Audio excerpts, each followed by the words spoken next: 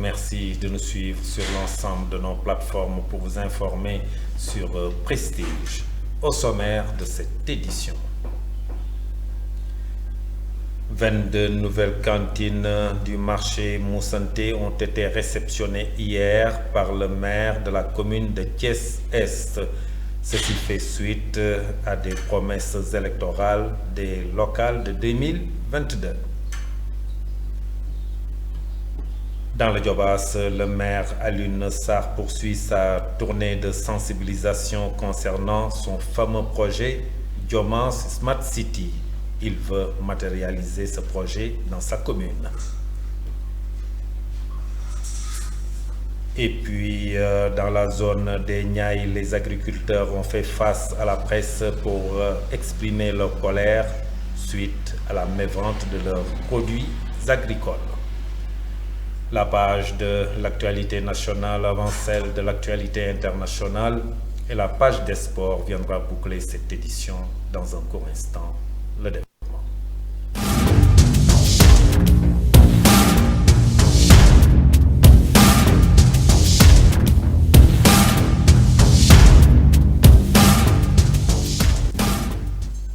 Mesdames, Mademoiselles, Messieurs, bonsoir et bienvenue dans ce journal. Le maire de la commune de Thiès-Est a satisfait une promesse faite lors de la campagne électorale pour les élections locales de 2022. En effet, il avait promis, une fois élu maire de la commune de Thiès-Est, de procéder à la rénovation du marché Moussanté.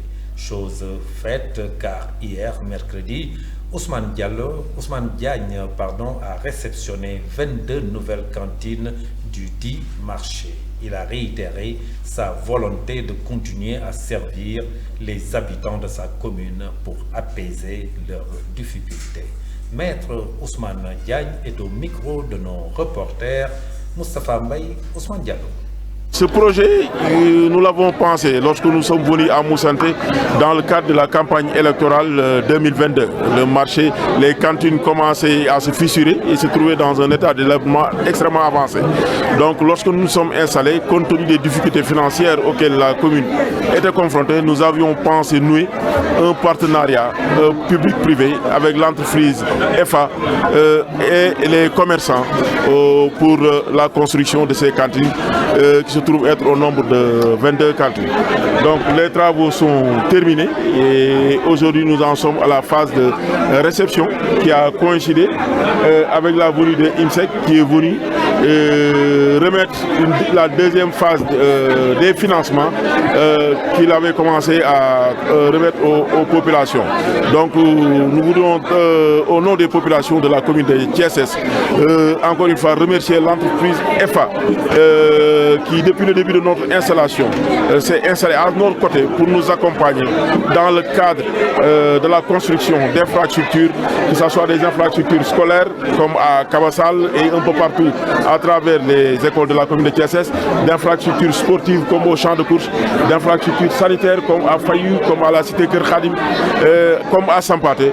Donc au nom de toute la commune de Thiès-Est, nous voudrions très chaleureusement remercier. Oui, la modernisation des marchés. Vous savez, souvent les commerçants sont un peu sceptiques et hésitants quand il s'agit de moderniser les marchés.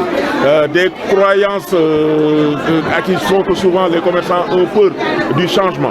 Mais il faudrait nécessairement qu'on tende vers la modernisation de ces marchés-là. Nous avons commencé au marché Khelkom. Nous en sommes aujourd'hui à Moussanté avec ce lieu qu'on appelle communément Mbariap. Mais le projet le plus immédiat sera la construction d'un centre commercial ultra moderne à la place du lieu qu'on appelle communément Baroufouguiaï.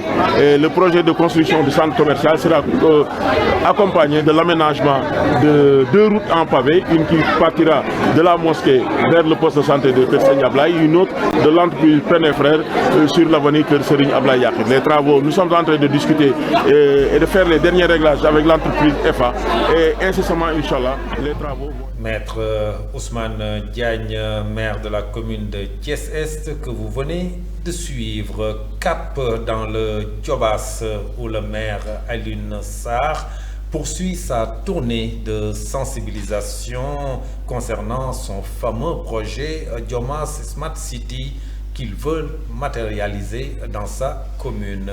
Pour permettre à la population de connaître l'importance de ce projet, Alioune Sarr était en contact ce mercredi avec les populations de Babak Serer, Babak Wolof, Ndioungane et Sessène. Le maire Alioune Sarr, au terme de cette rencontre bien appréciée par les communautés, le maire a dressé les orientations pour l'intérêt de ses administrés. Alioune Sarr, que je vous propose de suivre, il est au micro de nos confrères de Thiès24.com. Nous sommes là aujourd'hui avec plusieurs villages, Babak Serer, Babak Wolof, Sessène, Ndioungane, donc pour la présentation du plan d'aménagement et de développement notre Diomass Smart City. Nous avons procédé, comme d'habitude, à l'exposé des 3 chantiers de ce plan de développement, qui, je le rappelle, est structuré en 3 grands pôles. Le premier pôle consiste à restructurer, mais également à régulariser les hameaux et les champs, mais aussi à repréciser certains sites qui jadis étaient utilisés pour des activités ou des projets communautaires qui sont aujourd'hui désuets et qui doivent être reconsidérés et requalifiés au bénéfice des populations. Vous avez suivi les échanges, je pense que ça a été extrêmement positif parce que ça a été une demande attendue par les populations ici à Babak. Le deuxième pôle consistait justement au lotissement. Vous savez que Babak est un gros village de plus de 5000 âmes qui a besoin d'un lotissement. C'est aujourd'hui une urgence absolue, les populations l'ont exprimé. Et ça entre parfaitement dans le cadre justement du plan d'aménagement de notre Diomass Smart City comme deuxième pôle. Et le troisième pôle, c'est le pôle agricole. Vous avez entendu justement les questions de sécurité alimentaire qui ont été présentées aussi ici par les populations. Et que les populations de Babak également souhaitent que les populations puissent trouver une activité économique ici. Nous avons présenté le plan des zones artisanales, micro-zones industrielles que nous allons installer dans les villages qui permettront justement aux populations de pouvoir exercer toutes les activités artisanales comme la menuiserie, comme la mécanique qui permettront justement de créer des revenus mais surtout d'augmenter le potentiel économique des populations. Donc ça a été extrêmement positif et vous l'avez suivi, on est là depuis ce matin, donc ça fait pratiquement 4 heures de réunion. Les populations sont extrêmement engagées, extrêmement passionnées sur ce projet et je pense que comme je leur ai donné également un délai de 1 mois à l'issue duquel nous allons mettre en œuvre les principales recommandations. Vous savez que la problématique qui se pose souvent, c'est qu'il y a des propriétaires de champs qui habitent dans les villages et leurs champs sont autour des habitations. Donc c'est là il faut voir comment trouver des impenses pour justement ne pas les dépouiller, les déposséder complètement de leurs possibilités. Parce que si une famille a les seuls champs qui sont à l'intérieur du village, si on les prend et on les dédie exclusivement au lotissement, ça peut justement les mettre dans une position extrêmement difficile. Donc j'ai demandé à ce que le comité présidé par le chef de village puisse justement, avec ces populations-là, échanger et trouver un mode. Quittons le Diomass pour la zone des Niayes où les agriculteurs ont fait face à la presse pour exprimer leur colère suite à la mévente de leurs produits agricoles.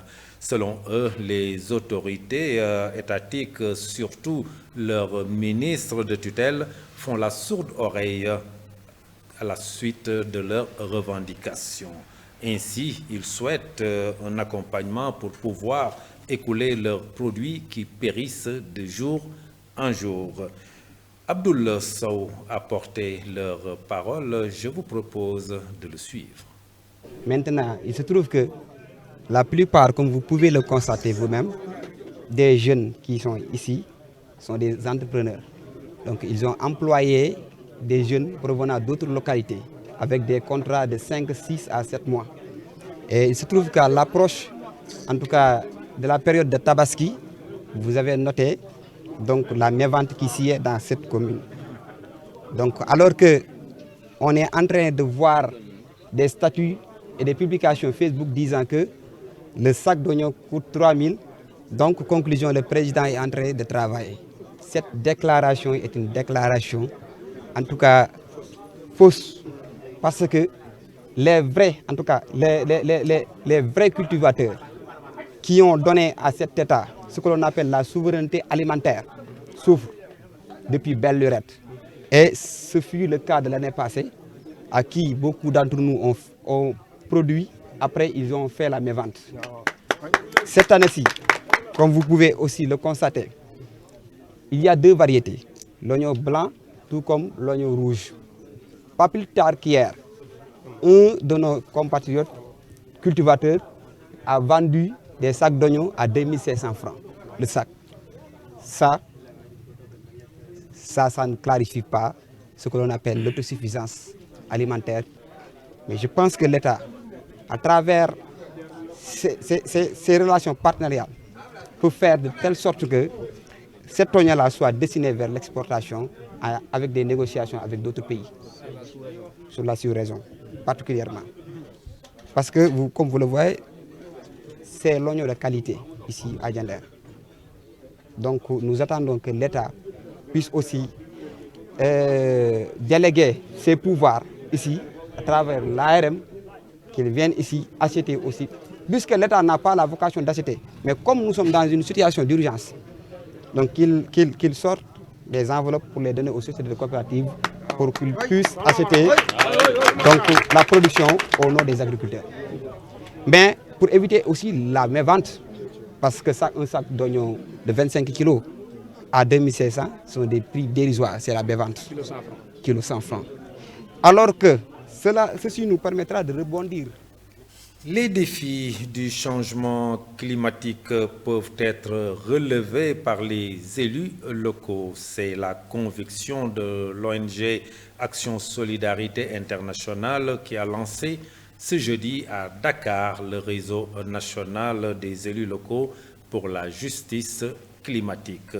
L'objectif est de permettre à toutes les communautés concernées de faire entendre leur voix et de proposer des solutions adaptées à leur contexte spécifique afin de mieux lutter contre les effets du changement climatique. Suivons la réaction du maire de la commune de Djilor, Lansana Sano, qui a pris la parole lors de cette rencontre.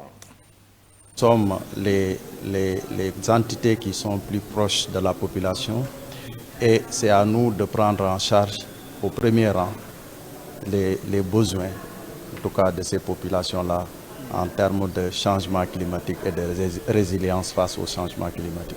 Que nous sachions que c'est maintenant que toutes les collectivités doivent se donner la main.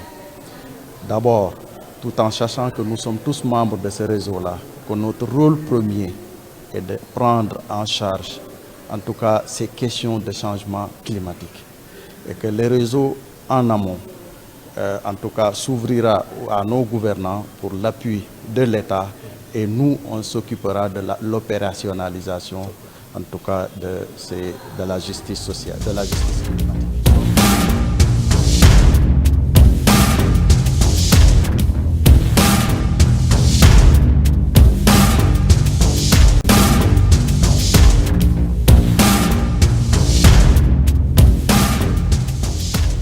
Actualité nationale, dialogue national pour paraphraser, PASTEF appelle à un débat démocratique loin de tout marchandage politique. Examen médical de Farba Ngom, nous en parlons. Le juge accède à la demande des avocats du maire d'Agnam. Mamadou Saturne Dione.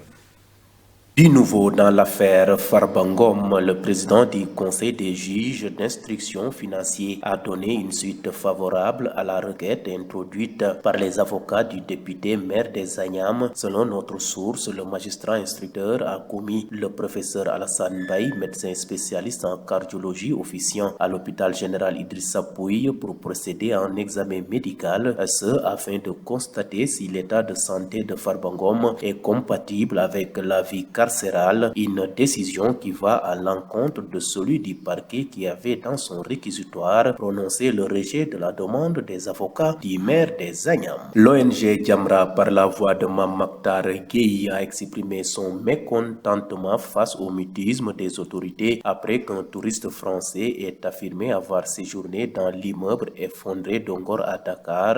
Ce touriste qui se dit homosexuel a suscité une réaction de l'activiste qui voit dans ses déclarations une provocation. Mame Mactar Gueye prévoit de tenir une conférence de presse pour dénoncer cette situation qu'il estime être amplifiée par la diffusion d'images sur les réseaux sociaux montrant le touriste dans des endroits à la mode de la capitale sénégalaise. Face au silence des membres d'And Sam Djikoyi, Jamra entend raviver la vigilance sur cette affaire en mettant en avant un plan d'action spécifique. Terminons cette page de l'actualité nationale par le bureau politique de PASTEF. Les Patriotes s'est réuni le 11 mai 2025 à Dakar sous la présidence d'Ousmane Sonko. Dans un communiqué publié à l'issue de la rencontre, le parti a passé en revue les grandes lignes de l'actualité nationale, analysé la situation politique du pays et évalué l'état d'avancement de son plan d'action pour l'année en cours. PASTEF a également exprimé son adhésion au dialogue politique initié par le président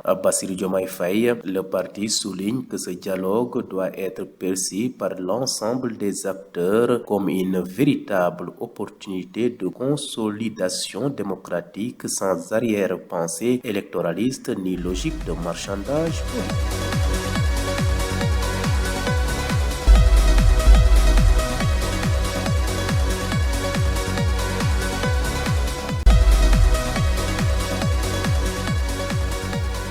Merci beaucoup Mamadou Saturne Ndion, mais nous restons avec vous pour parler des informations internationales. Au Mali, une vingtaine de personnes disparues après une opération de l'armée de Diafarabé dans le centre du pays et en Côte d'Ivoire. L'opposant Tidjane Thiam réélu sans surprise à la tête de son parti. C'est un rapide survol. Une démission pour mieux être réélu. Tidjane Thiam a été élu hier mercredi 14 mai à la tête du PDCI, principal parti d'opposition ivoirien, dans une élection où il était le seul candidat 2 jours après avoir démissionné de ce poste pour se représenter et mettre fin à une saga judiciaire contestant sa légitimité. Cette élection ne règle toutefois pas la question de son inéligibilité à la présidentielle du 25 octobre prochain. Tidjane Thiam fait partie des opposants au président ivoirien Alassane Dramane Ouattara qui sont radiés de la liste électorale et ne peuvent pas participer au scrutin. Quittons l'Afrique de l'Ouest pour le Sahel. Au Mali, une centaine de personnes ont manifesté mardi 13 et mercredi 14 mai à Diafarabé, dans le centre du pays, une manière de protester après la disparition d'une vingtaine de personnes à la suite d'une opération menée par l'armée malienne lundi dans cette localité située près de Tenenkou, dans la région de Mopti. Selon les informations, ces hommes avaient été interpellés le matin même sur un marché à bétail. Les familles sans nouvelles craignent qu'elles aient été exécutées. L'armée malienne n'a donné aucun détail sur cette opération. Bouclons rapide survol de l'actualité internationale en Afrique de l'Est, au Soudan du Sud, alors que l'embargo sur les armes expire le 31 mai 2025. Amnesty International demande au Conseil de sécurité des Nations Unies de renouveler la mesure imposée en 2018. Depuis plusieurs mois maintenant, le pays le plus jeune du monde s'enfonce à nouveau dans un nouveau cycle de violence entre les partisans du président Salva Kiir Mayardi et ceux de son vice-président arrêté en mars, Riek Machar Teni. Et selon un rapport de l'ONG diffusé hier mercredi 14 mai, l'embargo a été violé plusieurs fois depuis la reprise des combats.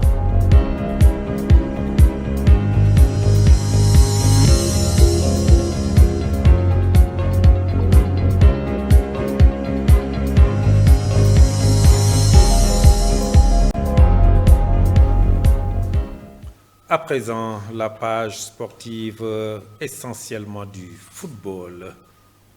Préparation inédite pour les Lions avant leur choc face à l'Irlande le 6 juin à Dublin et l'Angleterre le 10 juin à Nottingham. Contrairement aux habitudes où les rassemblements ont lieu à Paris avant les matchs amicaux européens, les coéquipiers de Kalidou Koulibaly se regrouperont cette fois à Dakar, plus précisément à Diamniadio. Une décision stratégique liée à la période post-saison marquée par la fatigue accumulée au fil des mois de compétition. La Coupe de Turquie version 2024-2025 a donc livré son verdict final mercredi soir et c'est sans surprise Galatasaray qui s'est imposé face à Trabzonspor 3-0. Dans cette finale disputée au Gaziantep Stadium, les hommes d'Okan Buruk n'ont pas fait dans les détails. Près de jeu, Boris Albert Zilsman a ouvert le score 1-0 à la 5e minute. Puis l'attaquant nigérian Victor Osimhen a fait le break en début de seconde période à la 46e minute, portant le score à 2-0. Malgré leurs bonnes intentions, les joueurs de Trabzonspor n'ont pas réussi à remettre du suspense. Osimhen s'est même offert un doublé à la 63e minute, portant le score à 3-0. Il s'agit bien sûr de la 19e coupe pour Galatasaray. Qualifié en Ligue des Champions à 4 reprises dans le passé, dont une demi-finale il y a 3 ans, lors de la saison 2021-2022, Villarreal est tout proche de retrouver le parfum de la C1 à la rentrée. Les partenaires du milieu de terrain sénégalais Pape Gueye, qui a joué l'intégralité de la rencontre, ont fait un pas très important ce mercredi en s'imposant à domicile contre le premier relégable Leganés 3-0. Et ceci met fin à ce journal derrière la version Wolof avec Mati Keita. Cette édition version française est à présent terminée. Merci de l'avoir suivi. Passez une excellente fin de soirée. Au revoir.